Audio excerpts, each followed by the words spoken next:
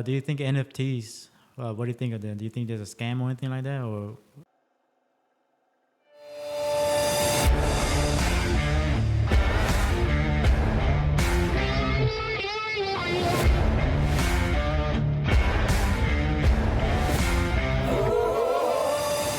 well, welcome to the R to the J podcast. I'm Rovan. I'm your host, and right here we talk about people who are investing, people who are professional in their careers, and also people who are grinding to get to reach their goal. If you haven't so far, go ahead and please like, comment, and subscribe. That way, I could help the channel grow. Today we have our friend Jose right here. How you doing, Jose? Hey. Jose is an investor and multiple things, and he's gonna talk to us about that. But then also talked about the hat he's wearing right now. What's the hat about, Jose? Yeah, bro. So this season, I had been working in the refineries, and I did a seasonal job in Montana at Glacier National Park. So I came back, and I didn't want to go work in the refineries, for the holiday season. Yeah. Oh, so that's why you were hiking all the time, huh? Yeah. That's why you saw a lot of pictures in the mountains. Okay, And stuff. I thought you were on vacation all the time. And Yeah, bro. No, so what I do is like a summer gig that I just kind of go. It's more like a paid vacation because I don't get paid like a lot. yeah, But it's amazing, bro. You live there with like 50 other people that all live together. We all hang out.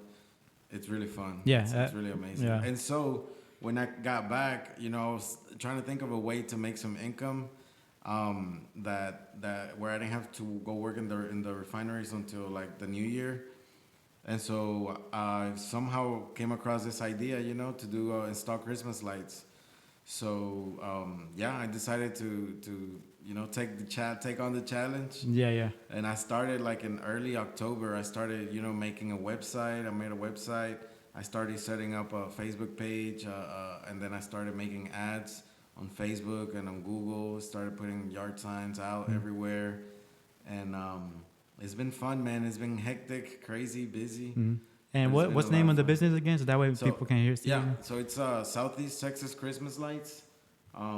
That's it's also our website, southeasttexaschristmaslights.com. And that's my company name, man. And I'm pretty excited to continue doing it, because this was the first season, and so far it's not over yet. Yeah. And man, it's been going great. Okay. And Is it gonna be like a more seasonal, just for Christmas time, or is it gonna be all year round? yeah. So right now the plan is to just continue doing the Christmas lights seasonally. Mm-hmm. And I've been getting a lot of requests and people asking me about permanent lighting. So I'm gonna look into that, and maybe I can start doing that once the new year begins. But definitely I'm gonna be doing Christmas lights every year now. Okay. I'm gonna hopefully grow the team and get a few guys to help out for next season. And you'll be seeing a lot. You'll be seeing my brand a lot, Yeah, that's probably good. around Christmas time. Are you gonna eventually, or are you doing right now, like the ones where you put the lights that are mixed in with the audio? No, right now we don't do that. We the lights that we install, they're commercial grade, like bulbs. Mm-hmm. It's not the ones you get from Amazon or Okay. or Walmart and stuff. So they're a good brand, pretty much. Yeah. So they're like one color. Yeah. But we also have ones where you can control them with the remote and make them switch colors and stuff like Yeah. that. But most people just really go for the classic look, man. Like just the one color, like either like a candy cane pattern, like red and white, or warm white, which is just like a classic yellow look. All right, that sounds pretty good. Yeah. We'll wish you the best on that right there. So I wanted to call here and talk to you about crypto investments. I know you're into crypto. Which one and not suggest, but like say we're just two guys on YouTube just talk about crypto and stuff like that. We're not telling you what to get, okay? Not financial Yeah, advice. exactly. Disclaimer. Yeah.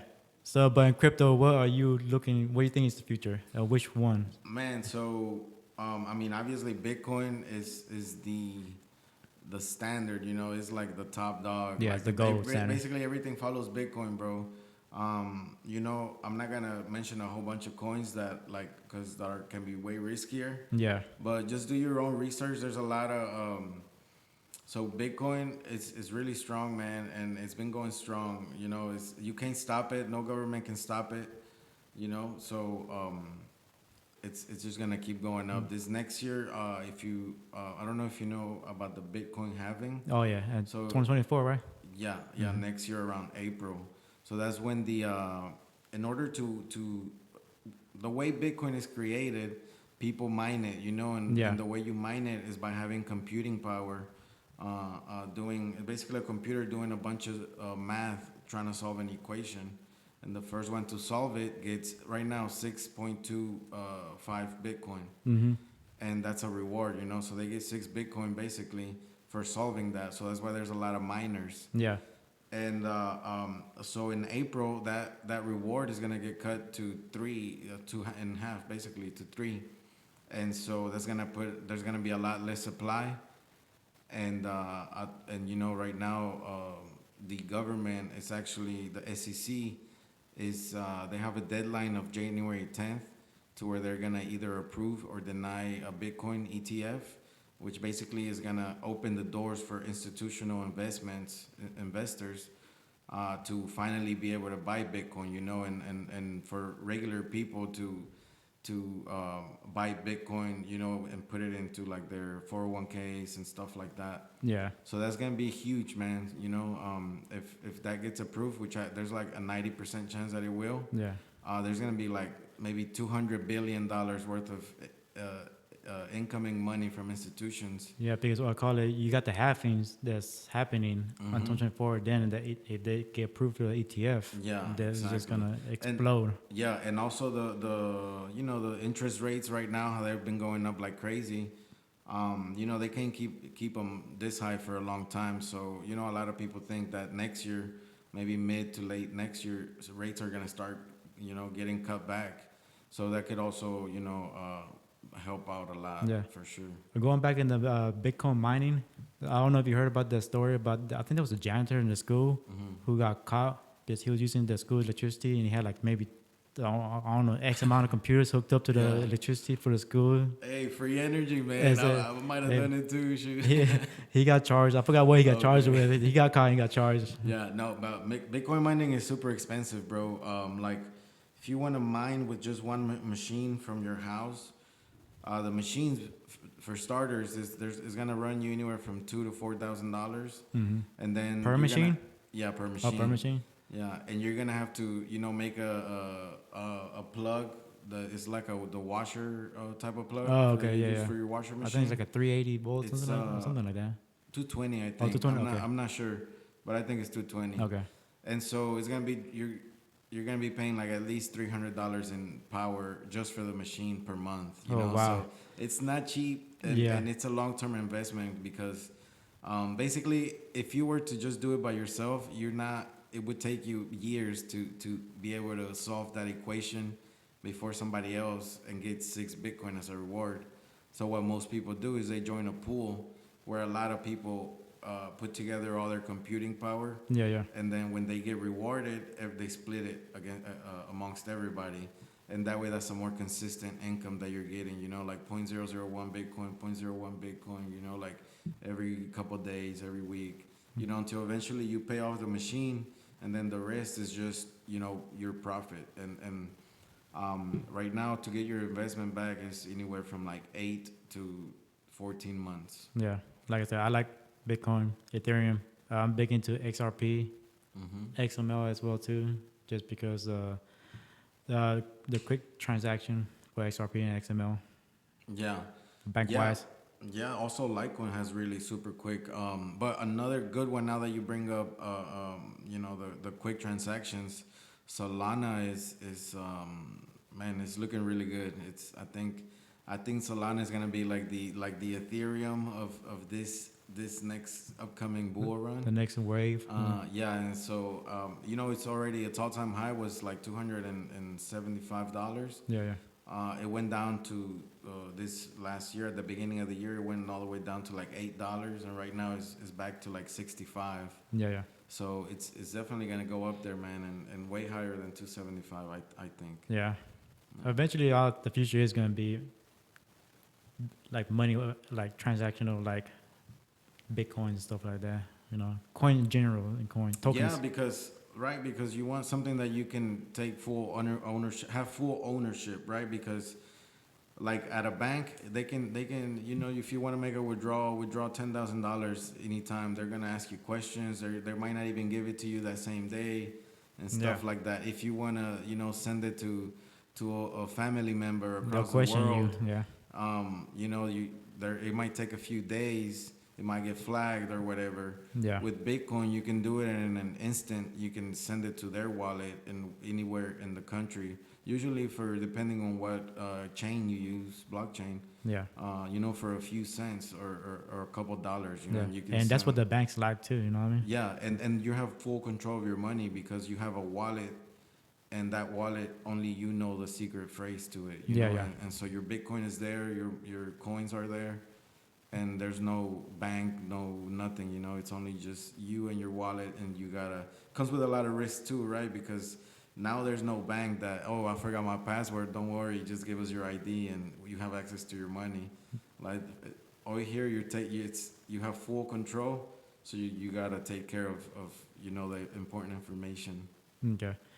The next question is, do you think NFTs? What do you think of them? Do you think there's a scam or anything like that, or what do you think? I don't, they're definitely. I mean, a lot of them are a scam. Mm-hmm. Yeah. There's a very few that are not scams, or at least not in the way that you, I guess, define a scam. But like a lot of it, more NFTs is more of like a community, like finding your community. You're paying basically for access to a network of people that have a common goal, be it to like make a game or there's a lot of different things, or they make merchandise. So what is an NFT? So for the audience who might I got you.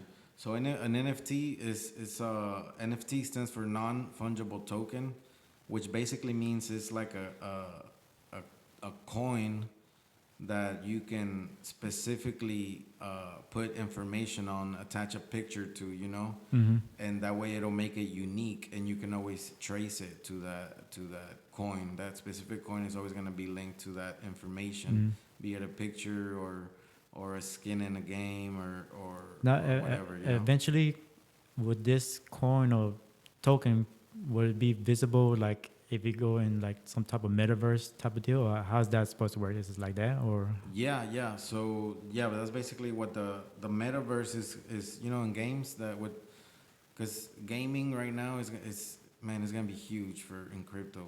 Mm-hmm. Crypto gaming. Last bull run had Axie Infinity, where it was a game where you could like play, and you just you could earn their currency, and then later trade it to Ethereum or Bitcoin or dollars. And there was people that were making a living off of it, like in the Philippines, like and stuff like that. So this gaming is gonna be huge, and basically gaming is all gonna be about NFTs.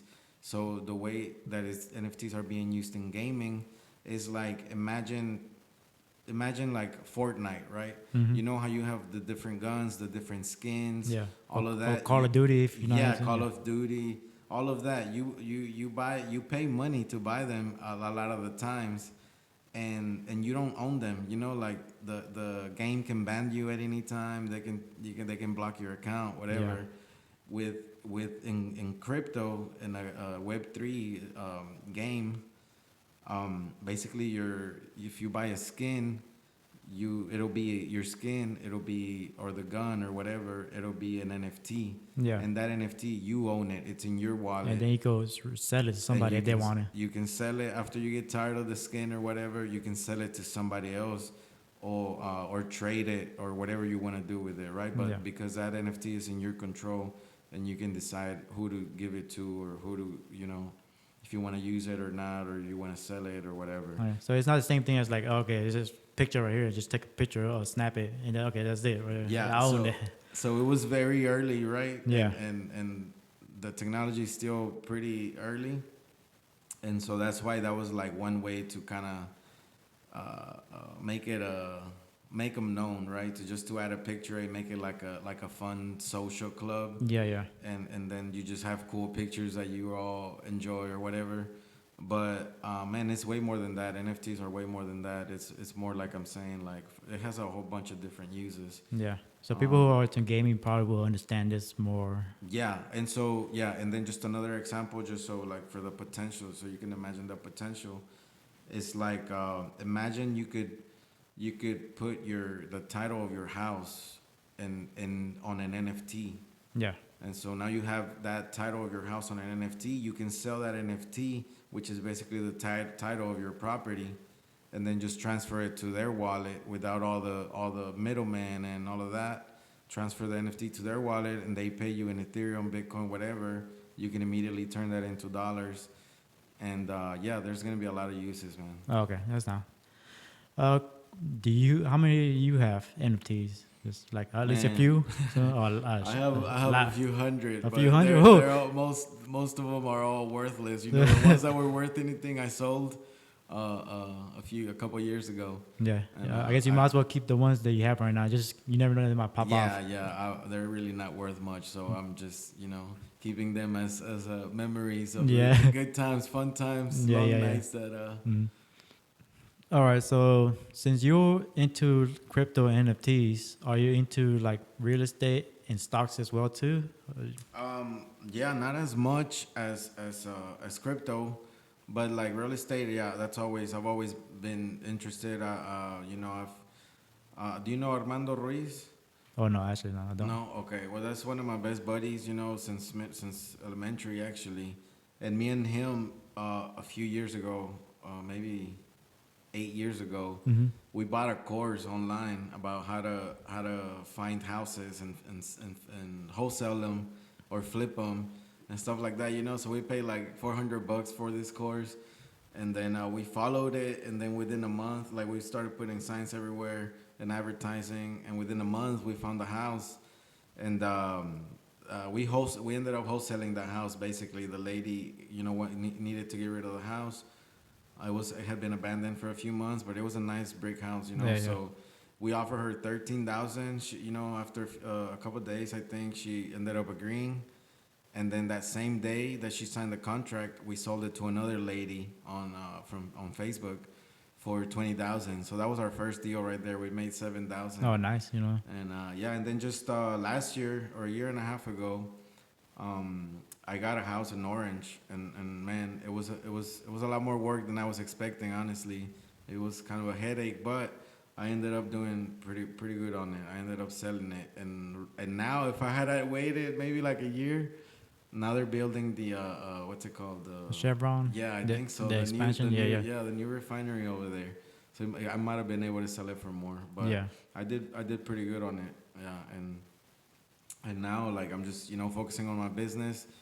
And hopefully, with the current state of the market, I'm gonna be focusing on looking for something at middle or end of next year. Hopefully, a couple houses. That's always good. The passive income. Yeah, You get taxed sure, less. man. That's right. Yup. Yeah, I want to start getting some rental properties going. That way, I can have some, like you said, some passive income coming in. And because you know what they say, like every millionaire has at least 7 sources of income. So I'm trying to just keep adding more sources. Yeah. But every day especially on stock markets, that's always Yeah. up and down. Especially now, I know a lot of people are down right now. Yeah, the stock market has not been that great. But trust me, right? a lot of my friends are down. I'm down on that, but hey, I might as well.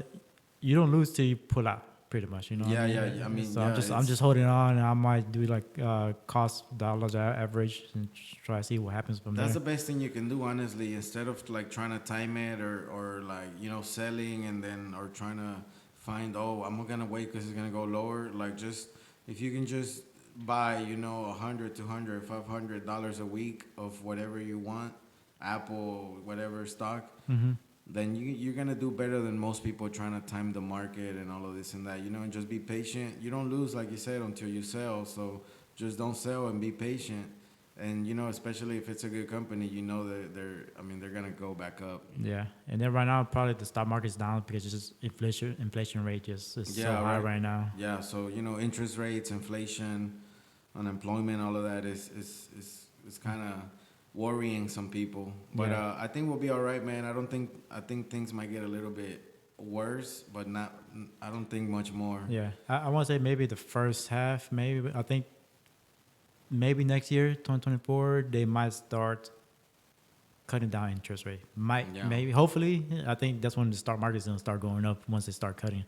Yeah, yeah. So there's like percentages, and like most people like say that probably like August, October of next year, that's when they might start cutting rates, Yeah, because you can't keep rates this high. You know, we haven't had rates this high. We've never seen rates this high. You know. yeah. We had 0% for a long time, so you know, it's causing a lot of trouble for banks and stuff. So you know, if more of them start going bankrupt, then there's gonna be some problems, and they're gonna have to be forced to you know, try to fix those problems by making it easier to borrow money and lend money Yeah. and all of that. because I want to say back in the 80s, I think the interest rate went up to like 20%, something like that. Yeah, right? back in the 80s, they were yeah. at like Yeah. 20%. And a lot of people yeah. don't know that. You know what I mean? Yeah. And- See, we weren't used to, and then they went down to like zero. yeah, And that's why the market was doing so good for the last, I don't know, 10, 15 years, you know? And now it's like a whole different thing that people haven't seen in, you know, 15 years. yeah. Not used to the high interest rates. So that's why it's putting a lot of pressure on a lot of different banks, especially. Yeah. So that's probably affecting the real estate market as well too. And Yeah, I think, man, for sure, I think the prices on real estate are pretty high right now still.